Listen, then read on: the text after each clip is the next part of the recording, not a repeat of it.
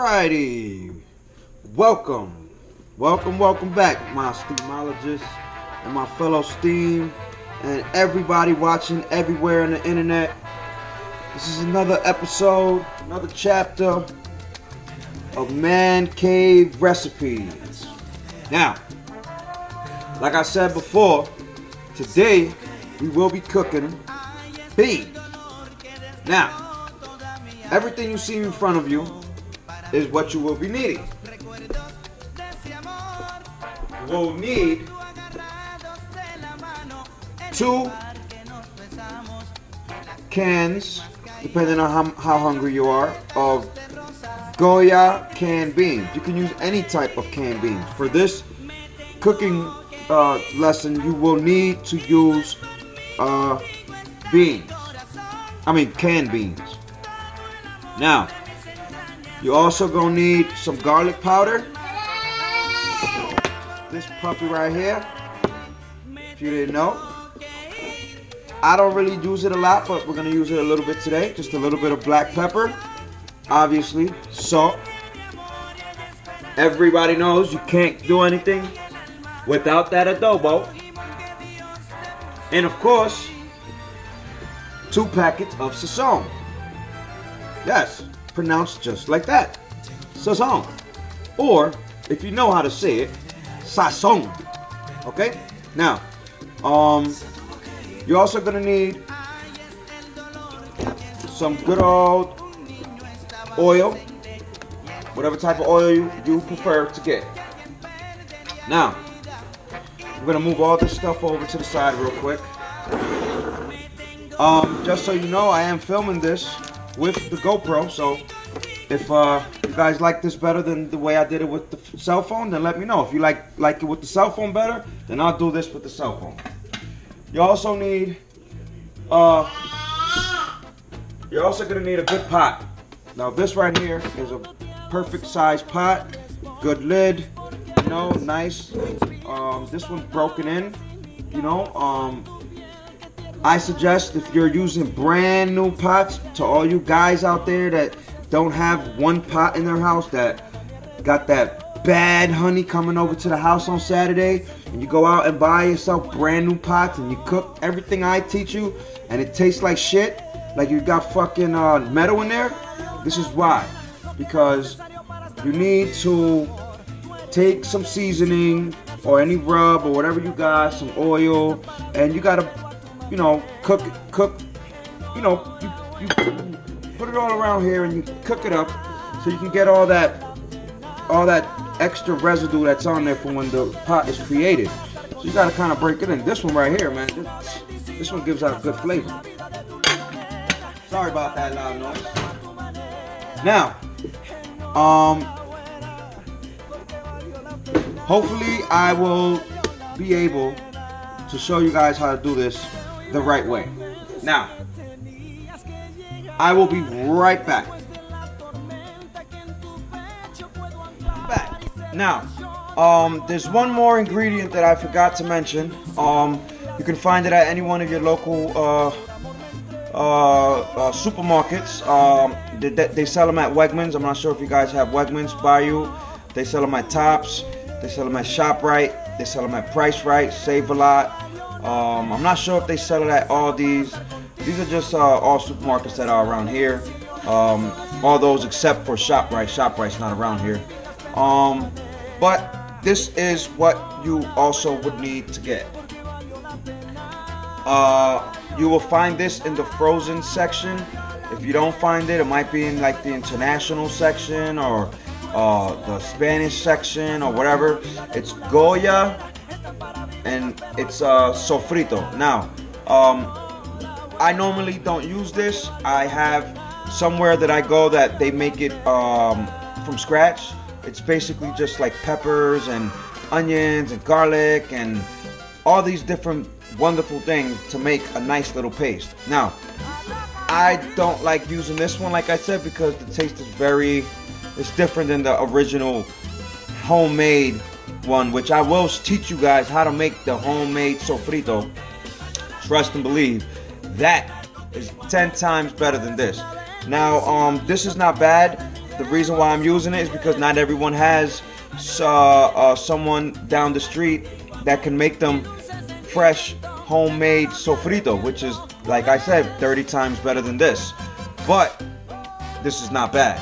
It's not like you're gonna taste it and you're like, ugh. No, it's just for some reason, for you food lovers out there, when you use the original, when you use the homemade one, the fresh, the made from scratch, it just dances around in your tongue more. The beans just feel more fresh and more alive, and I don't know how to explain it. But anyway, basically, this is the last piece of ingredient that you'll need. I'm not sure how much these cost in the store, but it's not that expensive, and it's well worth it. You can use it for your beans, you can use it for your meat. This has a lot of uses, and we will be using it in a lot of these videos. So it's always good to have this. All right, and I'll be back so we can start cooking these beans. All right, we're back. Now, first thing you want to do, obviously, is wash your pot, wash your hands. I've already done so. Second thing, you want to open your cans.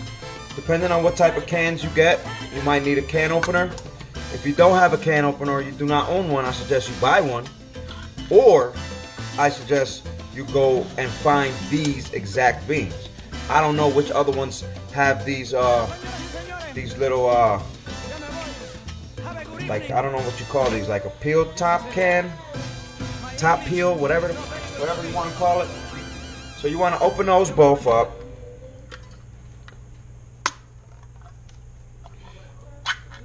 Cause you want to be ready. Ooh, see that little splash? Ooh.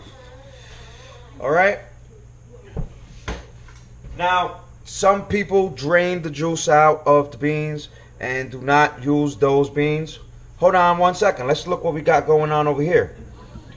Yep, I got some rice there, and it's just about time for me to turn it. And I don't want my rice to get messed up. This is not the same rice as the other day. This is a whole brand new pot. Oh yeah. And it's coming out just fine. Look at that. Look at that fluffiness. You can't boil water and put your rice in there, in the boiling water, and expect for it to come out like this. No, sir. You know, rice is an art, man. I challenge anyone who's never cooked anything a day in their life to attempt to cook rice, and I guarantee you, you'll burn it. Shit, I think this one's burning a little bit. Like I said, I'm not an expert. But what I do know how to do is, I know how to make fluffy rice. Nice fluffy rice. None of that hard, nasty rice that's all stuck together. Now we're gonna put this on majorly low. And you know, don't be afraid to taste your food, people. You don't want to be surprised at the end like, ugh.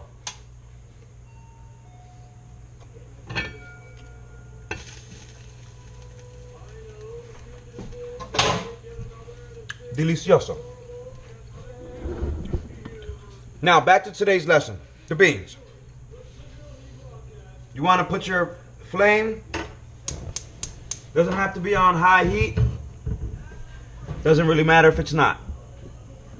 If it is, great. If it's not, doesn't matter. These beans that I'm cooking, they're kind of pre-cooked. They're not like bag beans. So, like I said, some people drain out the water. I don't. I choose to put it in there with the water. Who knows? Maybe one day I'll try it like that. And with Goya beans, you always got a whole bunch of beans stuck on the bottom. You always got some beans stuck on the bottom. So you just want to pour it in here like so. Simple shit here, man. People, this is not rocket science, man. This is like common sense. Not even common sense, but simple. Because common sense means anybody will be able to do it. If you've never done it before, then I don't know if it's really common sense is gonna get you through that.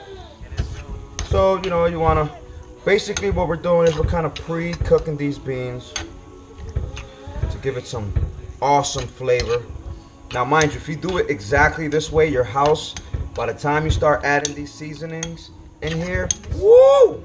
Your house is gonna be smelling amazing.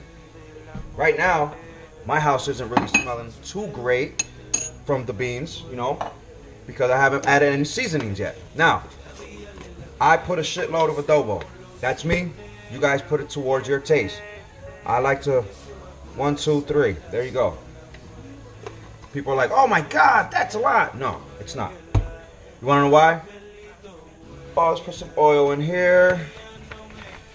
You always wanna put some oil. Alright, that's enough oil. I think I put a little too much. Don't put too much oil, guys. Then you want to put some garlic powder. A smidget of pepper. Black pepper, white pepper, green pepper, whatever the hell kind of pepper you got. Oh, that was too much. Then obviously, a little bit of salt.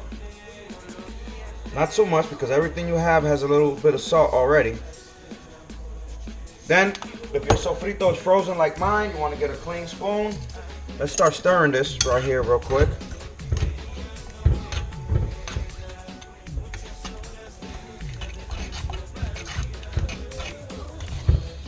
You want to stir this real nice and good. And it doesn't have to be in this order. Now I'm gonna take this sofrito, it's frozen. I gotta kind of scrape it. I hate it when it's frozen because it kind of adds water to your, whenever you use cooking anything and you use anything frozen, I'll show you what this guy looks like when it's frozen, and it sucks. This is normally like a paste, almost like a rub, but it's frozen. Smells good.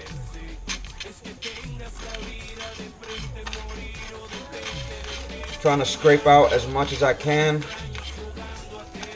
This is why I don't like this one. The other one has more vinegar in it and tends to not freeze as solid as Goya's shit does.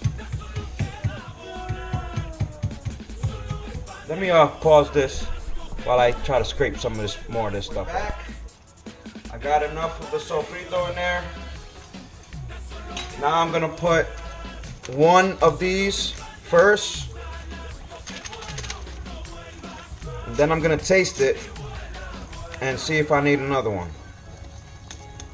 Put the whole pack in there.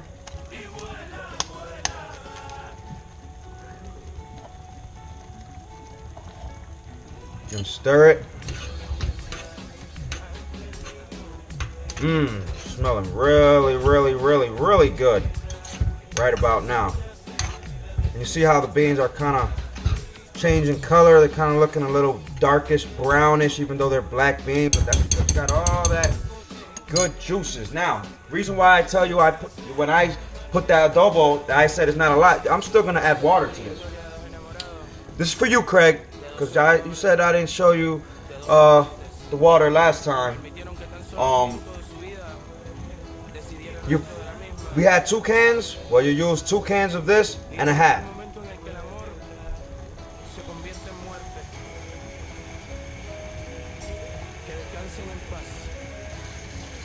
There goes 1.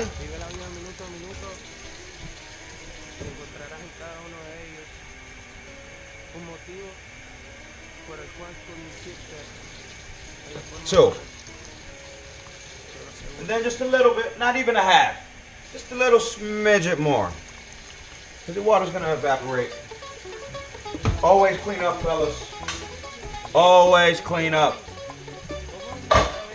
Now I'm going to taste it. And I'm going to see.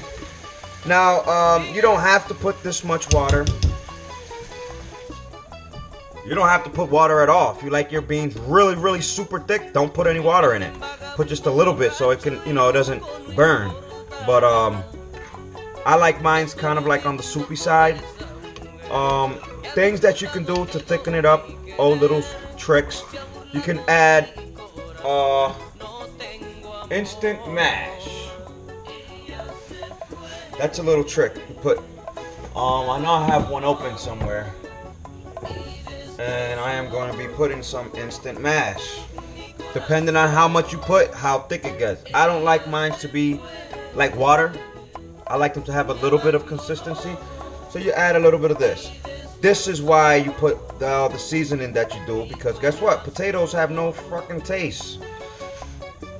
So if you put just a little bit of salt, because you wanna watch your health. Now I understand people need to watch their health, but you have to put some type of salt. It's not like zero salt. If you ate no salt, look this up. I'm not lying. You will die. Our bodies need salt to survive. I need salt so the food can taste great. Now I'll taste it real quick. Delicious. Always rinse the spoon out, especially if you're cooking and people are looking at you and they're gonna be eating from it. You know, it's kind of disrespectful, but whatever. I'm gonna put another one of these in there because I just feel like it needs it. Like I said, you guys, floats your boat. Basically, what you do is you take your beans, you put them in there like we did, with no water. You put a little bit of oil so it doesn't stick to the pan, or as much oil as you want, and you put all the seasonings that you want. You can use the exact same seasonings as I did, or you can just use your own seasonings that you like. And then you let them cook so it fuses into the beans a little bit once it starts boiling. Now, this doesn't take too long to cook. I put the instant mash in there, so I'm gonna keep it in there for a little while. You can see the beans. Their skins are kind of broken. That's when you know your beans are ready. Mine's are a little bit broken, but like I said, I added the instant mash, so I want that instant mash to kind of, whatever's in there, to start getting a little thicker. Alright, you can lower the heat just a little bit if you want to really get that thing to nice and thicken up.